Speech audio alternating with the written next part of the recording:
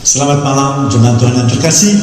Kita berjumpa kembali dalam program Mesbah Keluarga yang khusus membahas mengenai Alkitab. Sebelum memulai ibadah atau pemberitaan firman pada malam hari ini, mari kita siapkan hati kita angkat satu pujian. Tuhan tak pernah gagal. Terima kasih Tuhan. Kalau pada malam hari ini Tuhan, kami tetap diberi kesempatan untuk memuji dan memuliakan nama-Mu serta mendengarkan kebenaran daripada firman-Mu Tuhan. Mari urapi kami yang hadir pada malam hari ini Tuhan, dimanapun kami berada Tuhan. Engkau yang lebih tahu cara untuk membuka jalanku. Engkau yang lebih mengerti cara untuk menolong hidupku.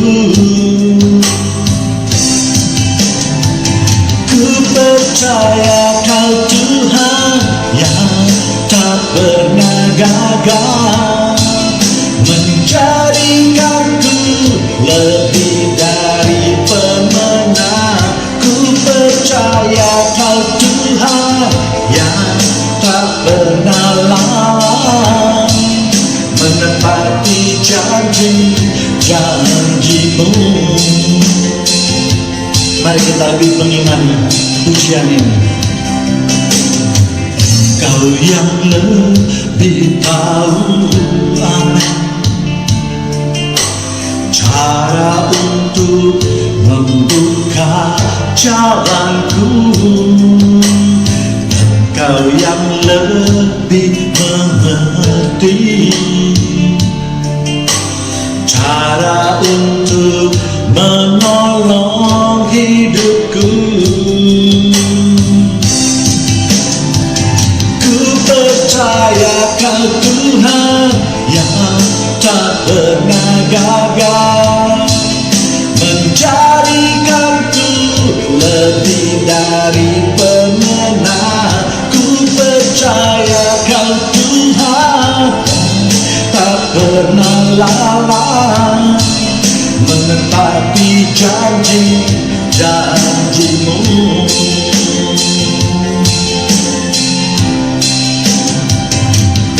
Percaya Kau Tuhan yang tak pernah gagal menjadikanku lebih dari pemenang. Ku percaya Kau Tuhan yang tak pernah lalai menepati janji-janji-Mu, menepati janji-janji-Mu.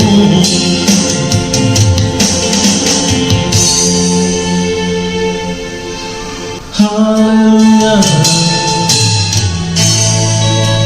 Kami siapkan hati kami Tuhan untuk mendengarkan kebenaran firman-Mu Tuhan.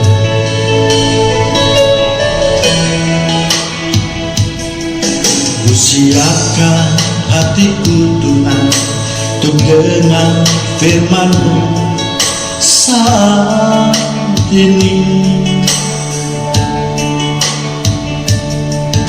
Ku sujud menyembah-Mu Tuhan, masuk hadirat-Mu saat ini. Curahkan urapan-Mu Tuhan bagi jemaat saat ini. Ku siapkan hatiku Tuhan untuk dengar firman-Mu.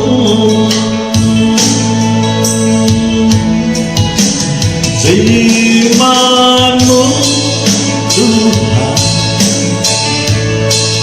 tiada berubah,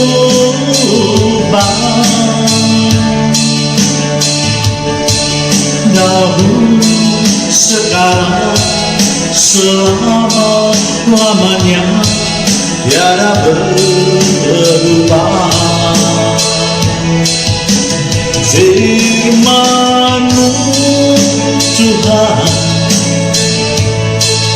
penolong hidupku.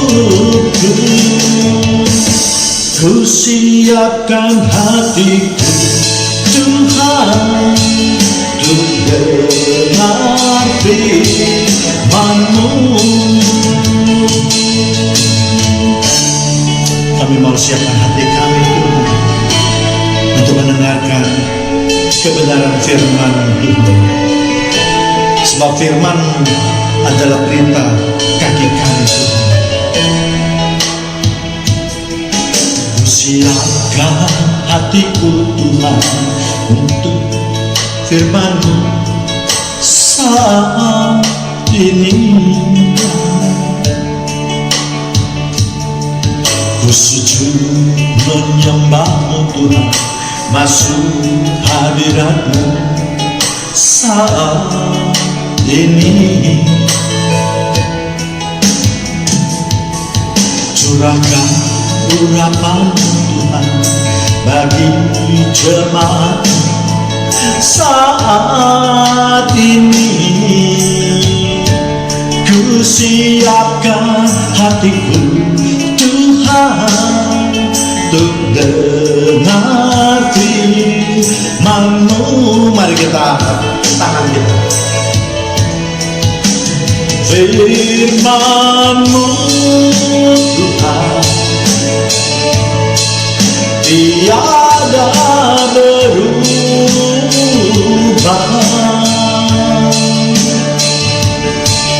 dahulu sekarang selama-lamanya tiada berubah. Firman-Mu Tuhan, penolong hidupku. Ku siapkan hatiku Tuhan, untuk dengar firman-Mu. Ku siapkan hatiku Tuhan, untuk dengar firman-Mu. Shalom, selamat malam jemaat Tuhan yang terkasih. Kita berjumpa kembali dalam program Mesbah Keluarga yang khusus membahas mengenai pendalaman Alkitab. Dan pada malam hari ini kita sama-sama akan belajar suatu topik yang saya beri judul bagaimana Yudas Iskariot mati. Namun sebelumnya seperti biasa kita akan berdoa terlebih dahulu. Mari kita angkat tangan kita. Selamat malam Bapa yang di surga, Tuhan Yesus dan Tuhan Roh Kudus. Malam ini kami datang kembali di hadapan Tuhan untuk memuaskan kerinduan kami untuk mendengarkan firman-Mu. Mari Tuhan urapi kami semua yang mendengarkan firman-Mu, agar kami menjadi lebih mengerti dan lebih mengenal akan Engkau. Terima kasih Bapa yang di surga, terima kasih Tuhan Yesus dan terima kasih Tuhan Roh Kudus. Mari sama-sama yang siap untuk menyambut firman Tuhan, kita katakan amin. Di dalam membaca Alkitab seringkali kita menjumpai ada ayat-ayat yang sepintas setelah seakan-akan telah terjadi suatu kontradiksi ya. Salah satu ayatnya adalah cara matinya Yudas Iskariot. Mari kita akan melihat ayatnya, yaitu di Matius 27 ayat 5. Maka ia pun melemparkan uang perak itu ke dalam bait suci, lalu pergi dari situ dan menggantung diri ya. Ayat lainnya adalah di Kisah Para Rasul 1 ayat 18 ya. Yudas ini telah membeli sebidang tanah dengan upah kejahatannya, lalu ia jatuh tertelungkup dan perutnya terbelah sehingga semua isi perutnya tertumpah keluar.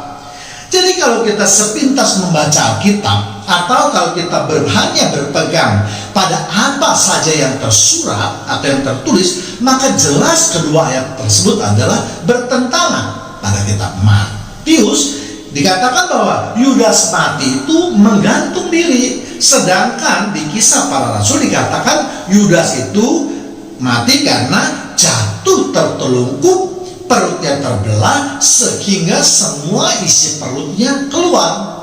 Mana yang benar ini? Ya, untuk memperoleh jawaban yang benar, tentu kita harus melihat konteksnya. Kalau kita membaca peristiwa di mana Yudas menggantung diri, hal ini disebabkan karena Yudas telah menyesal karena telah menyerahkan Yesus kepada tentara Romawi. Ya, kita semua tahu ceritanya bahwa setelah Yudas menyerahkan Yesus dan tahu bahwa Yesus akhirnya dihukum mati, maka Yudas menyesal. Ya, dapat kita lihat di Matius 27 ayat 3 sampai 4. Pada waktu Yudas yang menyerahkan dia melihat bahwa Yesus telah dijatuhi hukuman mati, menyesallah ia. Lalu ia mengembalikan uang yang 30 perak itu kepada imam-imam kepala dan tua-tua dan berkata, aku telah berdosa karena menyerahkan darah orang yang tak bersalah. Ya.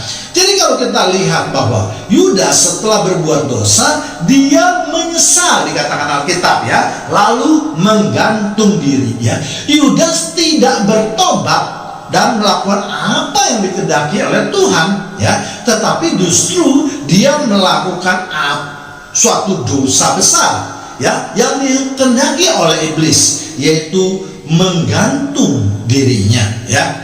Membunuh diri kita tahu itu bukanlah cara untuk menebus dosa, tetapi justru melakukan suatu dosa yang besar, sebab hanya Tuhanlah yang boleh menentukan kehidupan seseorang. Ya, Tuhan yang memberi kehidupan, jadi hanya Tuhanlah yang boleh atau berhak mengambilnya kembali. Ya, Ayub 1 ayat 21 katanya, dengan telanjang aku keluar dari kandungan ibuku, dengan telanjang juga aku akan kembali ke dalamnya. Tuhan yang memberi, Tuhan yang mengambil, terpujilah nama Tuhan. Ya, jadi kalau kita melihat kehidupan Yudas, Yudas sama sekali tidak mempergunakan kesempatan yang diberikan oleh Tuhan. Hal ini sudah kita pelajari dalam pemberitaan firman Tuhan yang lain yang saya beri judul, yaitu mengapa Tuhan memilih Yudas. Ya, Yudas malah terus berbuat dosa sampai di hayat akhir hidupnya dan tidak melakukan pertobatan. Ya, kalau kita terus membaca dan membayangkan cerita setelah Yudas menggantung diri, Yesus pun akhirnya mati di kayu salib. Ya, Alkitab mencatat bahwa ketika Yesus mati telah terjadi gempa bumi. Ya, semua itu diceritakan dalam pasal yang sama. Artinya kematian Yudas dan kematian Yesus terjadi pada waktu yang berdekatan. Ya, Matius 27 ayat 51 sampai 52. Dan lihatlah, tabir bait suci terbelah dua dari atas sampai ke bawah, dan terjadilah gempa bumi, dan bukit-bukit batu terbelah. Ya, 52. Dan kuburan-kuburan terbuka, dan banyak orang kudus yang telah meninggal bangkit.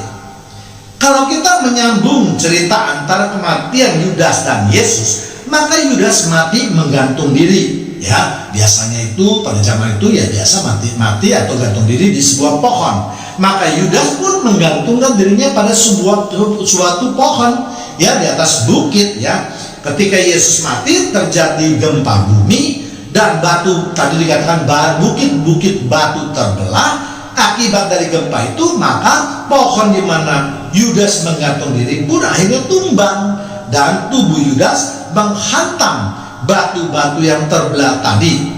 Batu-batu yang terbelah itu akan membentuk batu-batu yang tajam, sehingga tidak heran kalau tubuh Yudas itu menghantam batu yang besar, lalu perutnya pecah dan isinya berhamburan keluar.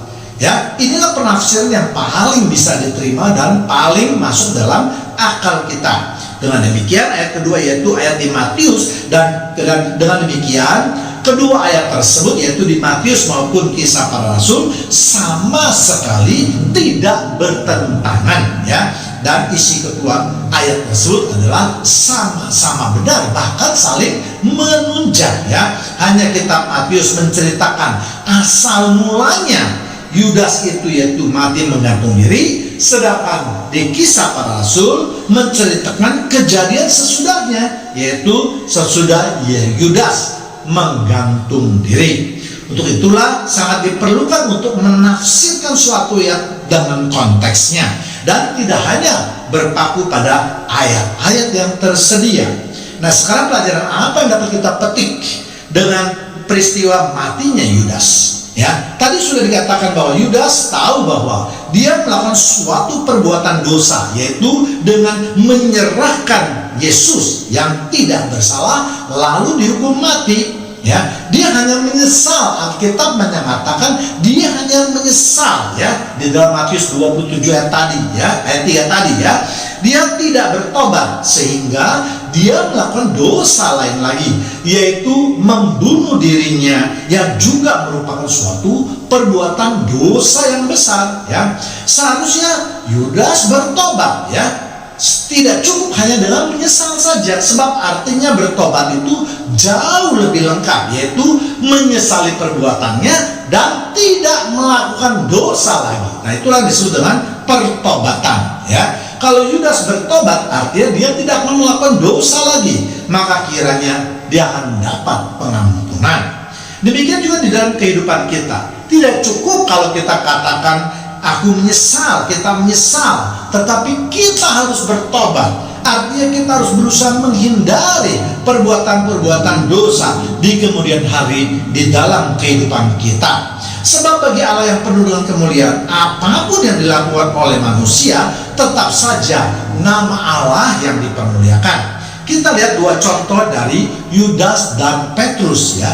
Yudas melakukan dosa, namun Allah tidak menghukumnya dengan langsung membinasakannya, tetapi justru Yudas menuruti kemauan iblis yang telah memasuki tubuhnya, yaitu dengan cara menggantung diri. Dengan demikian manusia akan melihat bahwa Tuhan memang sungguh amat baik ya. Manusia akan terkagum dengan perbuatan tersebut, dan dengan demikian maka nama Allah yang dipermuliakan. Ingat, bulu yang terkulai tidak akan dipatahkan, sumbu yang pudar tidak akan dipadamkan, tetapi dia akan menjadikan terang bagi kemuliaannya. Petrus yang telah menyangkal 3 kali lalu bertobat, dan Petrus menyerahkan sisa hidupnya dengan pertobatan yang dahsyat, yaitu dengan menyerahkan hidupnya untuk melakukan pemberitaan firman Tuhan atau menuai jiwa-jiwa. Dan kita lihat Allah memakai Rasul Petrus dengan sangat luar biasa. Berbagai mukjizat dapat dilakukannya. Dengan demikian juga maka nama Allah dipermuliakan. Inilah pelajaran yang dapat kita lihat bahwa apapun yang dilakukan oleh manusia, nama Allah tetap dipermuliakan. Untuk itulah, mari jemaat Tuhan yang terkasih, di dalam sisa kehidupan kita ini, mari kita lakukan yang terbaik untuk juga selalu mempermuliakan nama Allah. Mari kita berdoa. Terima kasih Bapa yang di surga, Tuhan Yesus dan Tuhan Roh Kudus. Kalau malam ini firman-Mu terus membukakan hati kami untuk menerima kebenaran firman-Mu yang akhirnya akan menuntun kehidupan kami. Biarlah mata kami terus tertuju untuk diberi kesempatan untuk melihat apa yang harus kami lakukan. Dalam nama Tuhan Yesus kami sudah berdoa dan mengucapkan syukur. Haleluya, haleluya, amin. Kita baru saja mendengarkan sebagian daripada kebenaran firman Tuhan. Kini saatnya kita menyembah Dia kembali. Untuk itu, mari siapkan hati kita angkat satu pujian, Dia hanya sejauh doa. Terima kasih Tuhan, Engkau yang begitu menyayangi umat-Mu Tuhan, sehingga hanya berdoa saja Engkau pasti menjawabnya Tuhan. Terpujilah nama Tuhan. Bila kau rasa gelisah hatimu, bila kelakamu tak menentu hidupmu, ingat masih ada seorang penolong bagimu. Yesus tak pernah jauh darimu.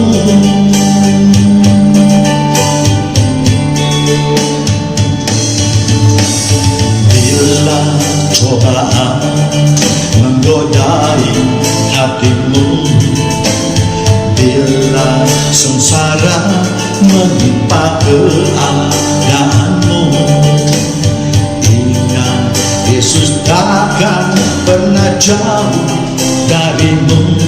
Dia selalu pedulikan kamu. Berseru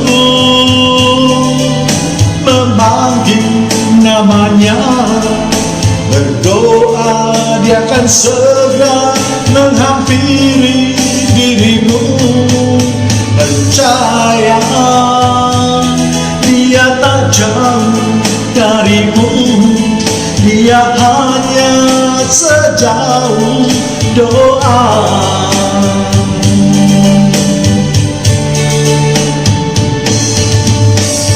Bila cobaan menggodai hatimu, bila sengsara menimpa keadaanmu, ingat Yesus takkan pernah jauh darimu. Dia selalu pedulikan kamu. Mari kita berseru kepada Tuhan kita. Berseru memanggil namanya, berdoa dia akan segera menghampiri dirimu. Percaya dia tak jauh darimu, dia hanya sejauh doa.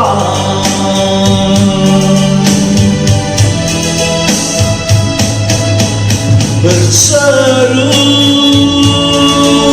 memanggil namanya, berdoa dia akan segera menghampiri dirimu.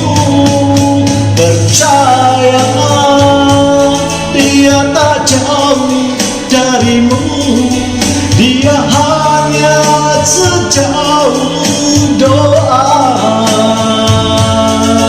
Dia hanya sejauh doa.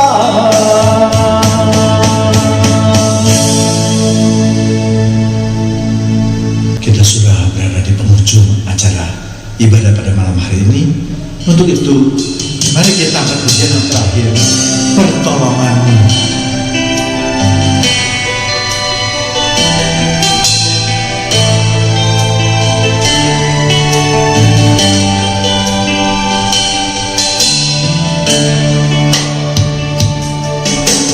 Hatiku tenang berada dekatmu, kaulah jawaban hidupku. Hatiku tenang berada dekatmu, kau yang pelihara hidupku. Pertolonganmu begitu ajaib, kau telah memikat hatiku. Di saat aku tak sanggup lagi, di situ tanganmu bekerja. Pertolonganmu begitu ajaib, kau telah memikat hatiku. Kini mataku tertuju padamu, ku rasakan kasih-Mu Tuhan. Benar Tuhan, hati kami begitu tenang bila berada dekat-Mu Tuhan.